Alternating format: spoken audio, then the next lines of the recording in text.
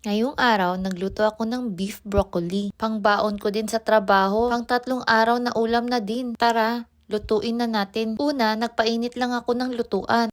Sunod, nilagay ko na yung karning baka. Hindi na nga ako naglagay ng mantika. Ay, taba naman yung karne. Yung karne pala ay bigay ng kaibigan ko. Pumunta nga ako sa kanila nung January. Inuha niya akong ninang ng anak niya. Sakto din, sinabay na nila yung birthday ng baby nila. Kaya ang daming handa. Doon nga ako nakatingin ng lechon baboy. Maglilimang taon na din kasi nung huling kain ko ng lechon. Pag uwi ko nga galing handaan, tinanong ako ng kaibigan ko kung gusto ko ba daw mag-bring house ng karning baka. Syempre, oo, sinagot ko. Balik na tayo dito sa pagluluto. Pagkatapos ko palang gisahin yung karning baka, inilagay ko sa plato, hiniwalay ko muna. Set aside muna natin yung karne. Sunod, nagisa ako ng bawang at sibuyas. White onion pala yung ginamit ko. Mas mura kasi yung presyo. Gisahin lang natin yan hanggang bumango. Sunod, ilagay na natin yung broccoli. Binabad ko pala yung broccoli sa mainit na tubig na may asin for 1 minute. Sunod, ilagay natin yung karne. Tapos hinalo-halo ko lang. Ganyan lang din yung hiwa ko sa karne para mabilis lumambot. Nilagyan ko pala ng asin at paminta yung karne kanina habang ginigisa.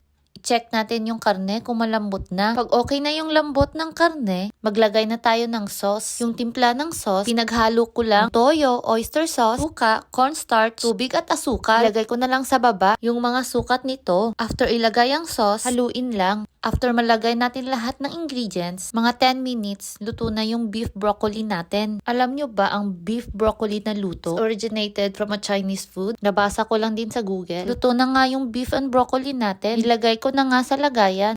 3 araw ko din itong mauulam. Masarap to sa kanin, lalo na yung sauce. Sauce pa lang, ulam na. Tara, kain.